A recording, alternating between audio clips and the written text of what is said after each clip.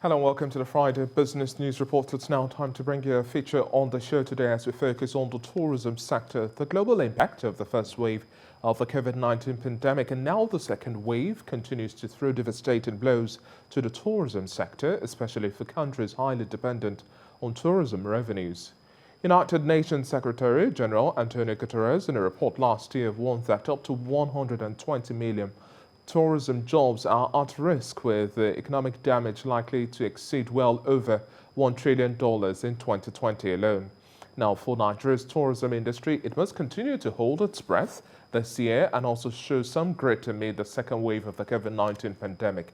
Any great recovery to be achieved is highly dependent on the improvement we'll see in COVID-19 testing as well as certification processes, reopening of international flights to pre-COVID-19 levels as well, inbound travels across the board, and partial lockdown affecting outdoor recreation.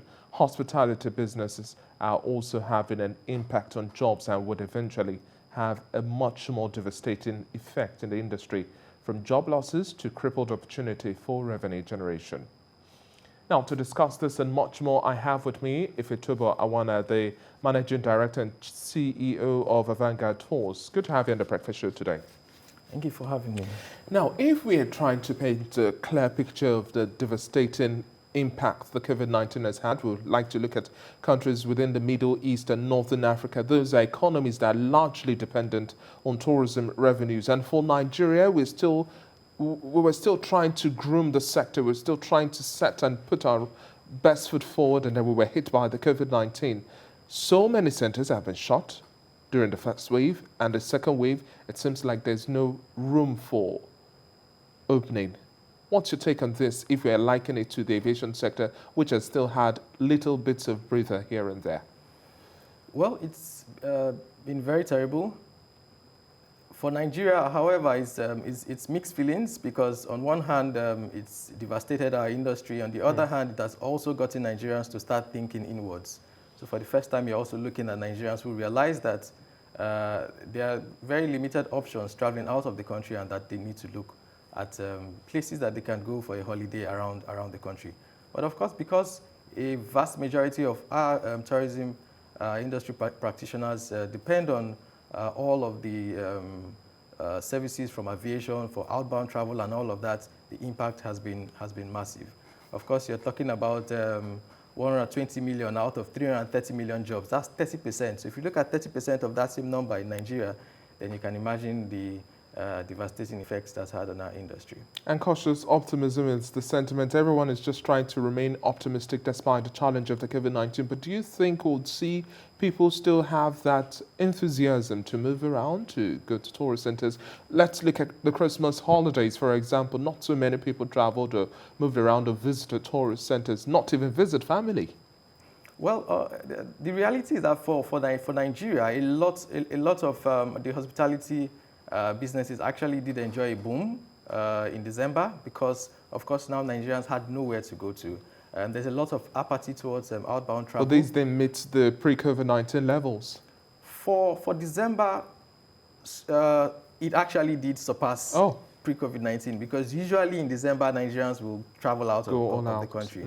You know, so, however, it's still mixed, because we're not getting the same kind of. It's not just about staying in hotels. It's also been about to move around and to enjoy. So you'd expect that a state like Lagos, because of the population, would enjoy that kind of boom. But then what happens after December? You know, now those numbers have now gotten back, because now people are back to their jobs, and the average Nigerian understanding is that you only travel when it's winter or summer. So we need to build that kind of understanding that, look, this is important.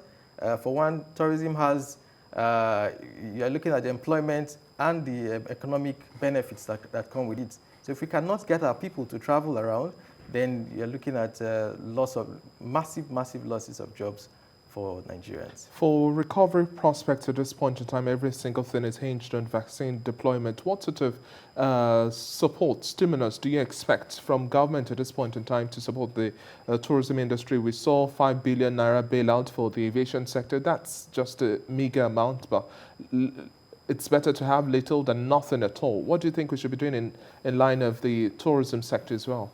Yeah, Policy is about the most important thing that can help the industry. If you look at how the rest of the world, is approaching the whole pandemic issue, you're seeing that countries are creating travel bubbles, or what we call COVID corridors, where you can travel. So, for example, it started out with New Zealand and Australia. So these are two countries who have come together and say, look, let's travel amongst ourselves. So there's that exchange. So it keeps, even though not on the same level, but it keeps people moving, and then it keeps the economy going.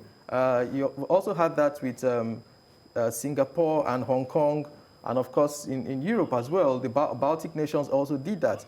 So those are the kind of things we should be looking at in Nigeria. How do we ensure that we encourage Nigerians to travel around, and perhaps extend that to within the region for those who have probably sufficiently traveled around the country, and then perhaps you can then do Benin Republic, you can do Togo and Ghana, and then you have that bubble where people are able to travel around from and into Nigeria.